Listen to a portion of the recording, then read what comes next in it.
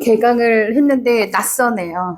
어, 지금 여기가 제가 있는 곳은 우리 아이들이 함께 공동체 생활을 하고 있는 포에마라는 곳이에요. 그래서 이제 여기에서 여러분들과 함께 강의를 나누면서 또 이번 시간에는 저번 시간까지는 지도로 보는 성경을 했고 이번 시간부터는 가정 회복을 놓고 같이 이야기하자 해가지고 가정 회복을 강의를 들어갑니다.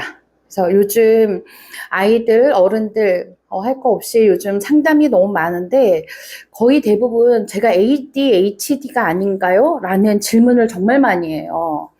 그리고 만나는 사람마다 거의 90% 이상이 우울증이 아닌가라는 생각을 많이 하고 너무 쉽게 동네 병원이나 의원을 찾아서 약을 구매해서 먹거나 처방받아서 먹는 경우들을 너무 많이 봅니다. 그래서 대부분 가면은 어떤 약을 먹는가 보면 우리 아이들도 와서 볼 때에 ADHD 하면은 너무 조용한 아이들, 내성적인 그 아이들 성향에서는 조용한 ADHD다라고 해서 그에 맞는 약을 먹고 또 다소 산만한 아이들은 양극상 ADHD다 해갖고 또 그에 따른 우울증과 아이를 차분하게 안정시키는 그러한 약을 쓰는 경우들을 많이 봐요. 어른인 경우에도 이것을 우울증이냐, 조현병이냐, 조울증이냐, 이렇게 극단적으로 나누는데, 사실상, 제가 만약에 부류 중에 20명을 상담을 했을 때, 저는 지금 ADHD 약을 먹고 있어요. 라고 하는 아이들이나 어른들을 보았을 때, 저하고 상담한 결과, 그 중에 아무도 ADHD가 없었어요. 아무런 그러한 반응이 나오지 않는데도 불구하고, 한순간에 단편적인 모습을 보고 지속적으로 약을 처방받아서 먹고 계속해서 무기력한 삶을 사는 모습을 보면서 이것은 아니다. 이건 정말 잘못돼도 너무너무 잘못됐다. 그냥 가서 잠깐 5분 채 상담도 하지 않아도 약을 처방받을 수 있는 나라이기에 이게 너무 약물 과다 복용도 심하고 모두가 내가 환자구나 라고 인지하고 살아가고 있다라는 것이 참 안타까웠어요. 그래서 이번에 제가 하나님 앞에 기도하면서 무엇을 먼저 사역자들이 알아가야 할까라고 했을 때 무엇을 먼저 가장 깨닫고 사람들에게 가서 제자를 양육할 때에 혹은 내 자녀와 가정을 세울 때에 무엇이 가장 필요할까라고 여겼을 때 가정 회복 중에 정신적인 회복이 가장 빨리 와야겠다라는 생각을 했습니다. 그래서 이번에는 제가 가정 사역으로 한번 해볼 건데 가정 사역에 가정 회복을 놓고 같이 여러분들하고 나눌 거예요. 그 중에서 첫 번째로 우울증. 아마 우울증 하면 저도 우울증이 있어요. 저는 우울증일까요? 조현병일까요? 아니면 조울증일까요? 이런 이야기를 하고요. 그리고 ADHD다라고 우리 ADHD는 다 누구나 갖고 있다라고 말하면서 조용한 ADHD와 산만한 ADHD 그리고 극산만으로 이렇게 나뉘어서 세 가지 ADHD로 아마 진단을 받고 있을 거예요. 그 중에서도 또 행동 장애 그리고 정신적인 행동 양상에 대해서 받고 있을 텐데 그렇지만 한번 병원에 내원하셔서 진단 우리 아이를 받았을 때 아이가 ADHD다라고 하고 바로 약을 처방받은 경험들이 누구에게나 있을 거예요. 그런데 정말 다행히도요. 아이들이 정말 ADHD를 받기는 쉽지가 않은 일이에요. 아이들은 당연히 산만하고요. 말을 잘 듣지 않습니다.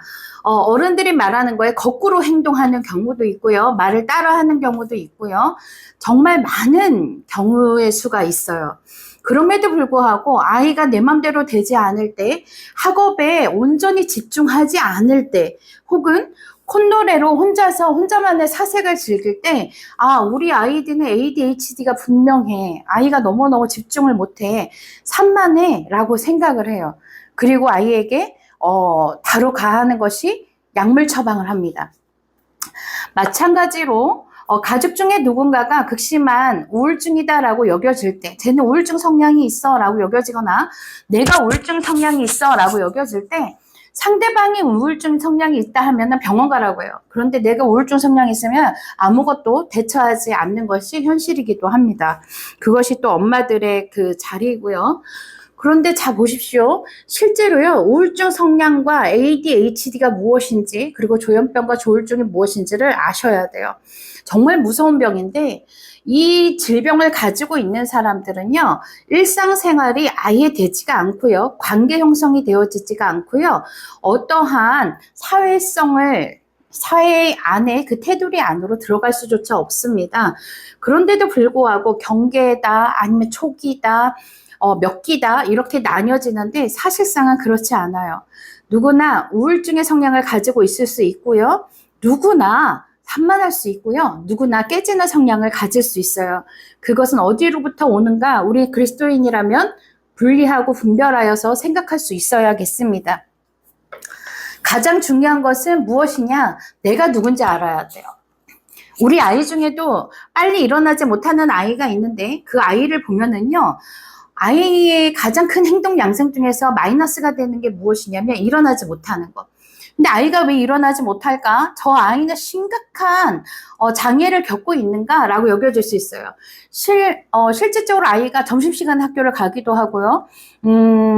아니면 아이들이 다 학교끼리 학교를 가기도 하고요. 일어나는 게 너무너무 힘들어하는 아이가 있어요. 근데 이 아이는 일어나서 스스로를 자책하기보다 스스로의 삶을 만족해요. 여기서 여러분들 무엇을 느껴요? 너무 이질적인 부분에서 어떻게 그럴 수가 있어? 그 아이 인생은 어떻게 되는 거야? 망한 거 아니야? 막 이렇게 아이가 뭔가가 큰일이 날 것만 같잖아요. 그런데 아무 일도 일어나지 않습니다. 그게 현실이에요. 아무것도 일어나지 않아요. 사실상 다 벗겨보고 보면은요, 아무 일도 일어나지 않습니다. 단지 다른 것 뿐이에요. 뭐가 다르냐? 아이가 아침에 눈을 뜨는 것이 즐겁지 않기 때문에 그래요. 근데 만약 아이가 그 주어진 시간에 롯데월드를 간다든가, 아니면 무슨 아이가 생각할 때 신나는 것을 딱 주어졌을 때요, 아무도 안 깨워도 새벽 일찍 일어나갖고 롯데월드를 향합니다. 왜 그럴까요? 기쁨이 있기 때문에 그래요. 너무너무 기쁨이 있기 때문에. 그런데 애가 하기 싫은 거를 억지로 했을 때는 소가 코트레일을 끌고 끌려가는 모습일 테고, 내가 신나는 일을 했을 때에는 정말 망하지 마냥 팔딱팔딱 뛰는 모습을 보일 거예요.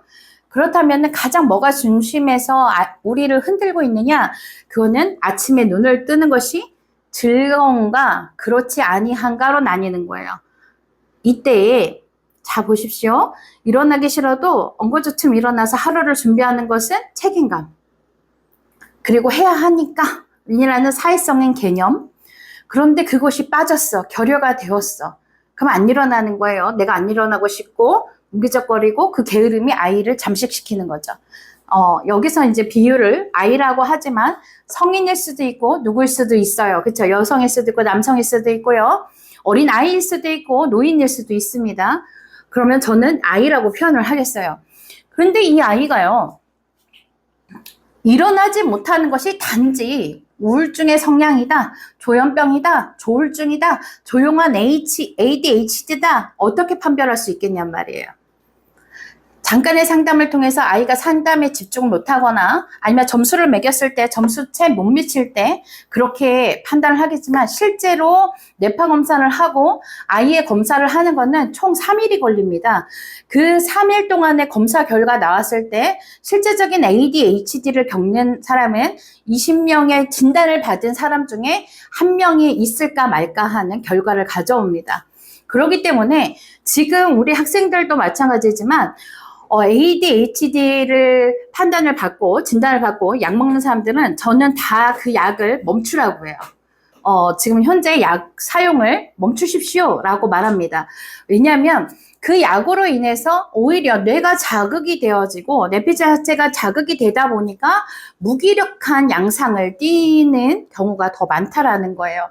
실제적인 측면에서 봤을 때 우울증이나 ADHD라는 것은 하나의 이름인 것 뿐이에요. 근데 나뉘어지는 양상의 질병인 거예요. 이렇게 보시면 돼요. 똑같은 감기인데도 불구하고 이것이 독감이냐, 코로나냐, 아니면은 코감기냐, 목감기냐, 인후통이 왔느냐, 여기서 이렇게 나뉘어지는 것처럼 그 작은 질병에서 나뉘어지는 그냥 양상인 것 뿐인데, 여기에서 크게 만약에 정말로 이게 장애까지 이른다면은 그것은 누구나 봐도 아, 저 사람은 아픈 사람이야가 확연하죠.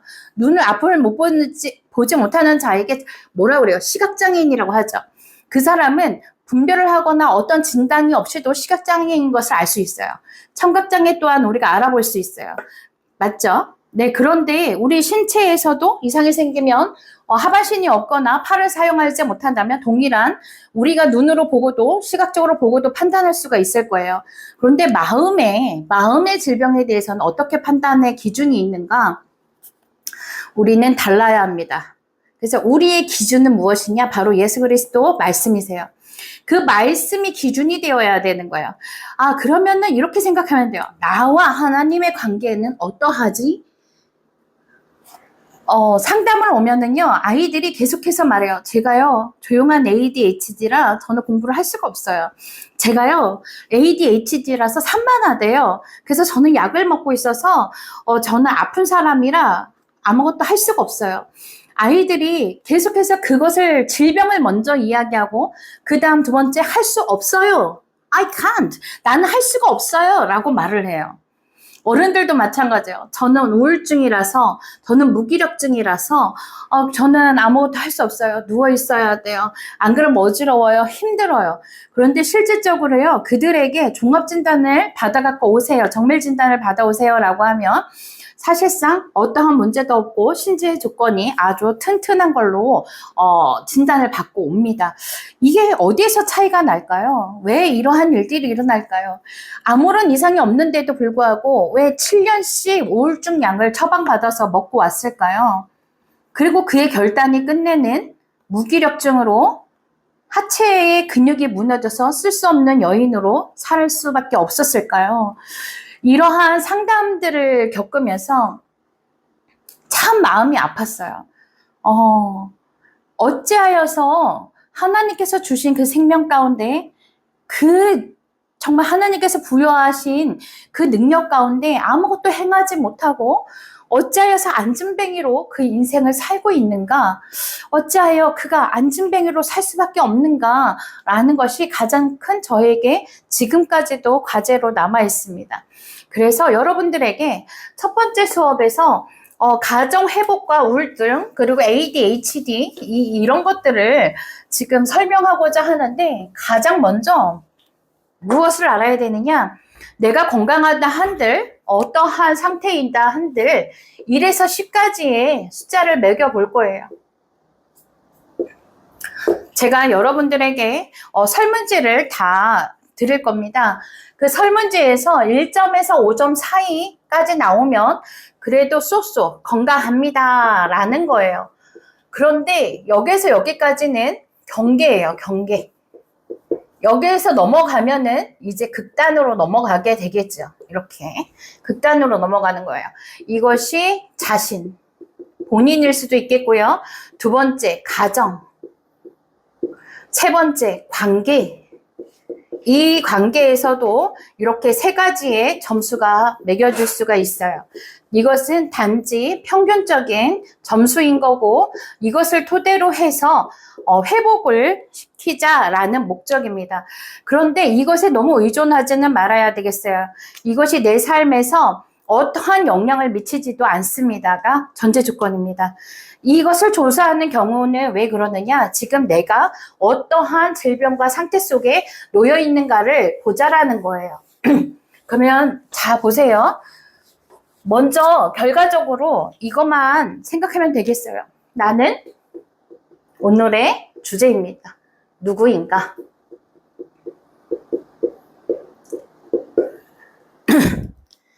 나이대가 제가 딱 50인데 제가 이 50이라는 이 기간 동안 살아오는 동안에 내가 누구인가를 여겨졌을 때 생각했을 때 가장 슬펐던 일이 있었어요. 올해 이제 상반기에서 이렇게 넘어오면서 50이다 라고 여겨졌을 때, 저는 어렸을 때, 저는 50이면 자서전을 쓰고 성교제에 있을 줄만 알았거든요. 그런데 뭔가 다시 시작하는 기분이 들어서 아무것도 해놓은 것이 없는가? 나는 왜 여태까지 수고하여야 하지? 라는 생각이 드는 거예요. 그런 생각 가운데 저를 참 많이도 힘들게 했어요. 어찌하여서 나는 이렇게 허비된 인생을 살았을까라는 생각이 저를 많이 무너뜨렸어요. 그런데 하나님께서 아니다 라고 말씀하시는 거예요. 우리가 너무 잘 아는 말씀이죠. 수고하고 무거운 짐진 자들아 다 내게로 오라 라는 하나님의 말씀의 음성에 저는 다시 한번 생각해 봐요. 수고하고 무거운 짐진 자들아 다 내게로 오라라는 것은 열심히 일한 당신들이요 다 와서 쉬어라 라는 얘기가 아니에요. 이것을 잘못 해석하면 안 돼요. 여기서 수고하다라는 것은 헛수고를 얘기하는 거예요. 너희들이 수고하지 말아야 할 것에 너무 열정을 가지고 그곳에 모든 것을 쏟아붓는 너희여 라는 뜻이에요. 너희들의 수고가 헛된 것을 위하여서 수고하는 너희들이여, 너희들의 짐이 헛된 것을 지고 있는 자들이여, 그것을 가지고 다 예수께 나오라 라는 뜻이에요. 헛된 것을 쫓지 말고 바로 생명의 말씀 그분께 나와 기도하며 정말 그분과 하나 되어 사는 삶이 어떤 삶인가 그것을 해보라는 거예요. 하나님과 함께 살자라고 말씀하시는 부분이에요. 그럴 때에 그가 내 안에 내가 그 안에 들어갈 때에 뭐라고 쓰여져 있어요? 쉬게 하리라 라고 말씀하시는 거예요.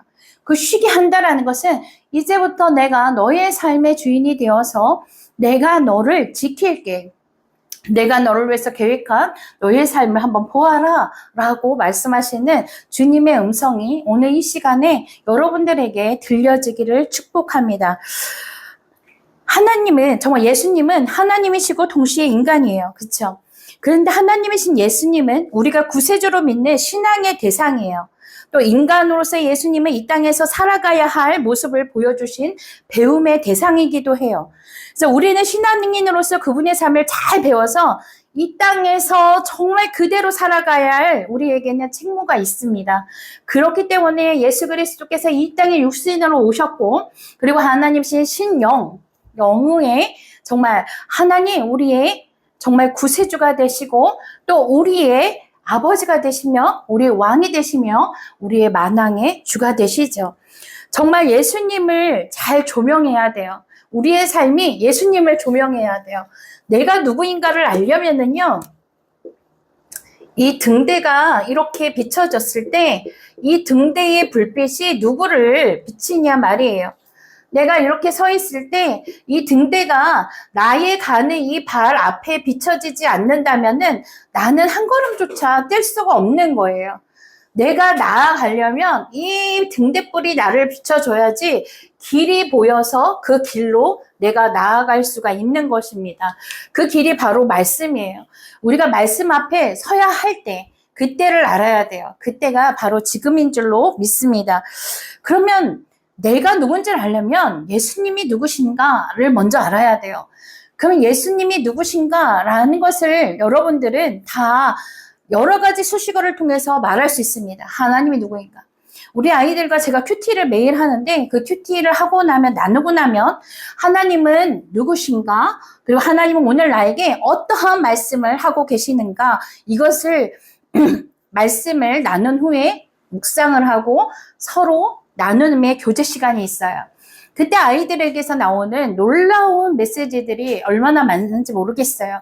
하나님은 어떤 하나님이셔? 라고 물어봤을 때에 하나님은 나의 모든 발걸음을 아시는 분이십니다. 하나님은 어떤 분이셔? 너무 까다로운 분이신 것 같아요. 예민하신 것 같아요. 이런 아이들도 있고요.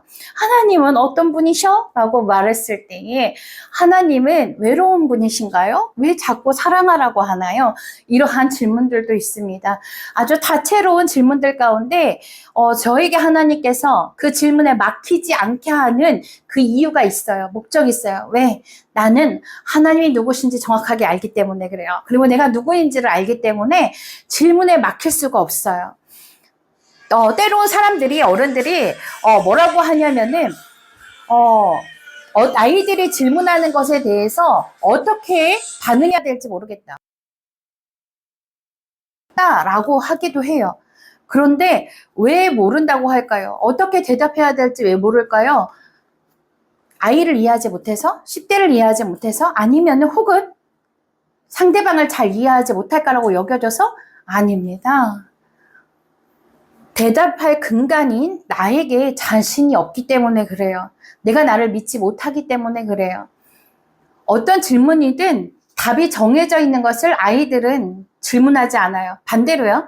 어른들은요, 답을 정해놓고 질문해요. 그렇기 때문에 어른들이 한 질문에서는 너무너무 뻔하게 보이는 답이 보이지만 아이들은 답에 정해놓지 않고 질문하기 때문에 어른들이 대답하기가 어려운 거예요. 어떤 생각을 하고 있는지, 그리고 어떠한 대답을 원하는지 아이들이 모르기 때문에, 무한하기 때문에 그것에 대한 대답을 할 수가 없는 거예요. 그런데 잘 보십시오. 예수님이 누구이며 내가 누구있는지를 정확히 파악을 한다면 아이가 하는 질문들을 잘 생각해 보면은요, 그 모든 공식의 답은 하나예요. 인정받기. 아이들은 인정받기 위해서 질문을 하는 겁니다. 알면서도 질문을 하고요. 모르면서도 질문을 하는데 대체적으로는 아이들이 본인이 아는 것을 질문할 때는요. 당당하게 질문을 해요. 모르는 것을 질문할 때는 극소수예요. 모르는 거 질문을 잘 하지 않아요. 그런데 모르는 것을 질문할 때에는 아이가 혼날까? 안 혼날까? 이것을 염두에 두면서 질문을 하기 때문에 목소리가 작아집니다. 그런데 아이가 장난기 가득한 모습으로 혹은 아이가 너무너무 당당하게 질문을 한다면 이미 아이는 그 답을 알고 있는 겁니다. 이 아이는 조금 어른의 성향을 가지고 있는 거죠. 그러면 먼저 어른의 성향을 가진 아이들을 배제하고 먼저 아이의 성향에 있는 아이가 내게 질문했을 때 사는 게 재미없어요. 즐겁지 않아요. 나는 ADHD예요. 어떻게 해야 돼요? 라고 물어봐요. 아이들이 제일 많이 쓰는 말, 어떻게 해야 돼요? 재미없어요. 싫어요. 안 돼요. 왜 이 말이 나왔을까요? 이거는 교과서예요. 무슨 교과서냐면 주변의 어른들, 부모, 그리고 형제, 그들보다 나이 많은 자들이 정해놓은 가장 많이 쓰는 언어가 교과서가 돼버린 거예요. 그래서 그 교과서대로 아이들은 그냥 말하는 것 뿐이지 거기에 큰 의미가 있진 않습니다. 그 어떤 의미도 거기서는 없어요. 우리 아이 중에서 어떻게 할까요? 이 말을 정말 많이 쓰는 친구가 있어요. 근데 정말 어떻게 하여야 하는가 how를 물어보는 것이 아니고요.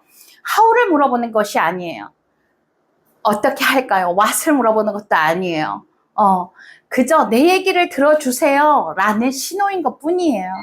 그렇다면은 우리가 어떻게 하여야 이 정말 알 수 없는 미스테리와 같은 이 언어 속에서 어떻게 그 길을 찾아갈 수 있을까? 그 질문에 대한 답을 찾아갈 수 있을까? 한번 그거를 생각해 볼 거예요. 먼저 첫 번째 나는 누구인가? 이 나는 누구인가라는 이 소싱에서 질문에서 퀘스천에서 나는 땡땡땡이다 라고 정의를 내릴 수 있다면 얼마나 좋겠어요. 여기 뭐 집어넣을 수 있어요? 나는 이엘림이다. 이렇게 다 집어넣을 거예요. 10명이 다 어른들이요. 나는 이엘림이다 라는 자기 이름을 집어넣을 거예요. 나는 누구누구의 엄마이다. 아내이다. 남편이다. 아들이다. 딸이다 라는 것을 집어넣고 있을 거예요. 그쵸? 그게 아니라 나는 누구인가 땡땡땡. 왜냐면 세 개의 땡땡땡이 있으면 다 이름 집어넣는단 말이죠. 그러면 여기에서 나는 이렇게 해놓으면은 대답을 못해요. 또 그것도 신기하죠. 나는 땡땡땡이다. 나는 가로 열고 뭐뭐이다 라고 서술하시오.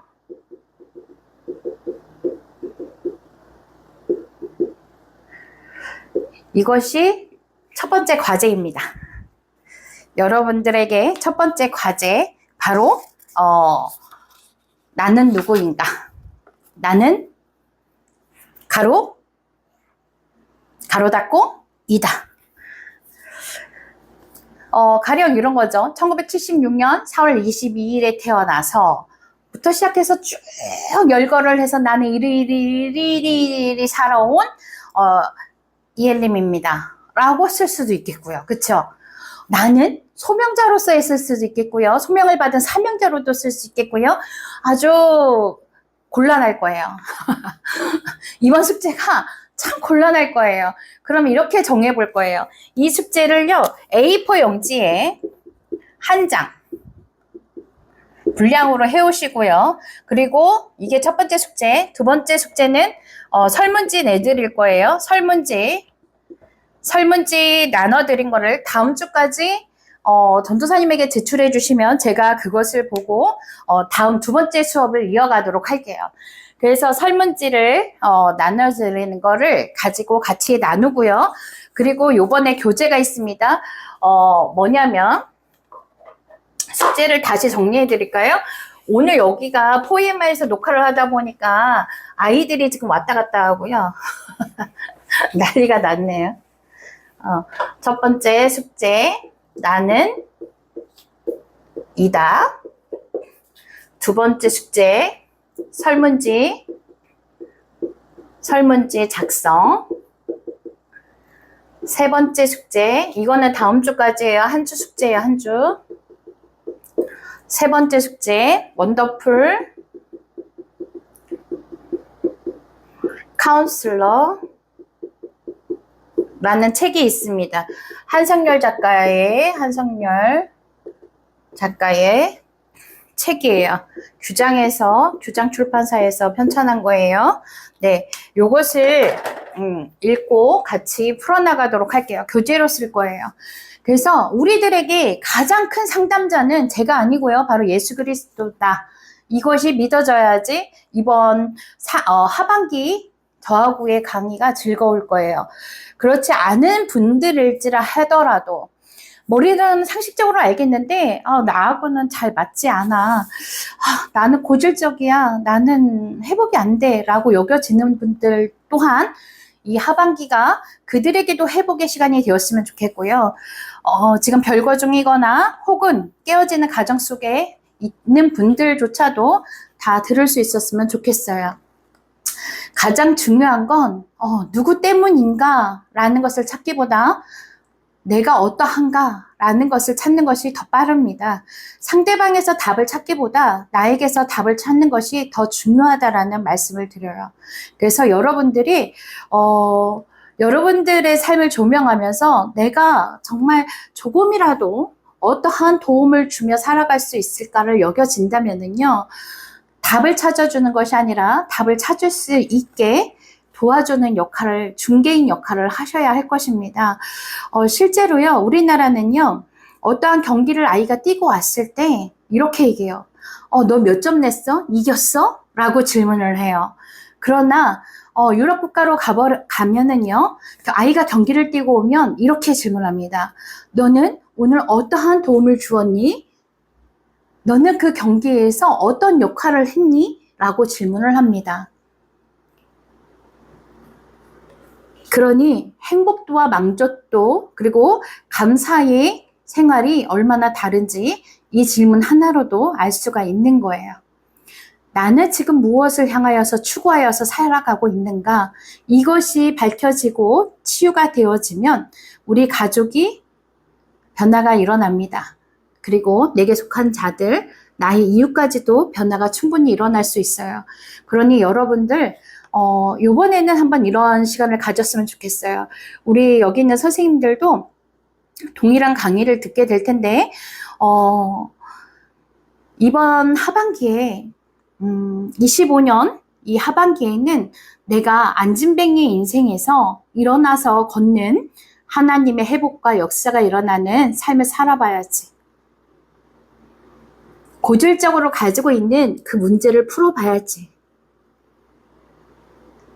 수많은 약을 먹고 있을 텐데 그 약 또한 내가 끊어봐야지. 가장 나는 누구누구이다 라고 봤을 때 내가 먹고 있는 약들을 잘 생각해 보세요. 실질적으로 그 약들이 내게 필요한 것인지, 가령 이런 거예요. 비타민을 과다 복용하고 있지는 않은지, 의사가 나에게 칼슘제를 먹으라고 했던가? 그런데 좋다고 했던 콘드로이친이니까 나는 다 먹고 있는 것은 아닌가? 그러면서 삐그덕 소리 날 때 나는 사실은 무릎이 안 좋아 라고 말하고 있는 것은 아닌가? 자기 자신을 잘 헤아려보고 판단하고 조금 자기 자신에게 경청하고 좀 사색으로 많이 들어갈 수 있었으면 좋겠어요. 자기 자신을 잘 돌보았으면 좋겠습니다. 그래서 여러분들의 삶이 조금 더 나아지는 삶, 나아가는 삶, 그리고 좀 회복되어져서 건강한 삶을 살았으면 좋겠습니다. 그러면 하고 싶은 것도 많아질 거고요. 또 이루고자 하는 그 성과를 내고자 하는 것들도 발전하고자 하는 것들도 참 많을 거예요. 제가 이번에 일본어를 시작을 했는데 그 일본어 공부를 시작하게 된 경위가 정확하게 내년 1월에 10대 아이들, 우리 청소년들을 데리고 인솔해서 일본을 가겠다라는 목적을 가지고 시작을 했는데 가이드를 세우지 않고 가야지? 그리고 패키지를 좋아하지 않으니 자유여행을 해야겠다라는 목적을 가지고 우리 포이알마 아이들을 인솔해서 가게 되는데 많은 사람들이 망설이는 부분이 여기서 뭐가 있을까요? 지금 이 나이에 뭘 배워? 라고 할 수 있어요. 그쵸? 그런데 그 생각 자체가 제 머리와 마음속에는 있지가 않아요. 일본에 가야지 마음 먹는 순간 일본에 대한 문화를 배우고 있고요. 그곳의 기후와 사람들은 어떻게 입고 무엇을 주로 먹는지를 지금 계속 서치하고 있고요. 그 사람들의 언어가 영어가 분포도가 어느 정도 분포되어 있는가, 그리고 일본어를 사용을 해야 된다면 어느 정도의 수준을 하고 있어야 되는가를 먼저 서치했고요. 그리고 지금 이제서 히나가라를 배우지만 그렇지만 아주 자신 있게 하고 있어요. 하다 안 되면 그래 앱을 켜자 이런 마음으로 하고 있습니다. 도전을 계속할 수 있다는 것은 무엇일까요? 나에 대한 자신감이 있는 것이 아니라 하나님께서 내 길을 만들어 주실 것을 알기 때문이고요. 제가 그분을 신뢰할 수 있기 때문에 그래요. 분명히 하고 까먹고 계속 돌아서면 잊어버리는 그 나이가 되어버렸어요. 그런데도 불구하고 계속 도전할 수 있는 것은 제가 포이에마이기 때문에 그래요. 하나님께서 말씀하시는 거예요. 너는 나의 걸작품이야. 너는 단연 최고란다 라고 말씀하시는 그분의 음성을 정확하게 신뢰하고 있기 때문에 계속해서 제 삶에서 도전을 하고 제자 양육을 하고 다음 세대를 세우는 일을 하고 있는 것입니다. 여러분 앞으로 이제 저와 하반기를 함께 할 텐데 이 하반기 수업하는 동안 여러분들이 즐거웠으면 좋겠고요. 때로는 울기도 하겠고 웃기도 하겠고 그 치유 과정 속에 놓여지게 될 텐데 모두가 마침내는 자유하였다. 그리고 하나님께서 말씀하시는 내가 너를 쉬게 하리라. 그 말씀 안으로 다 들어가는 그런 시간이 되었으면 좋겠습니다. 오늘은 조금 오리엔테이션으로 좀 일찍 끝낼 거예요. 그래서 이렇게 과제를 여러분들한테 듬뿍 이렇게 나눠드리고 이렇게 3가지 과제를 주었죠. 그래서 원더풀 카운셀러를 반드시 읽으세요.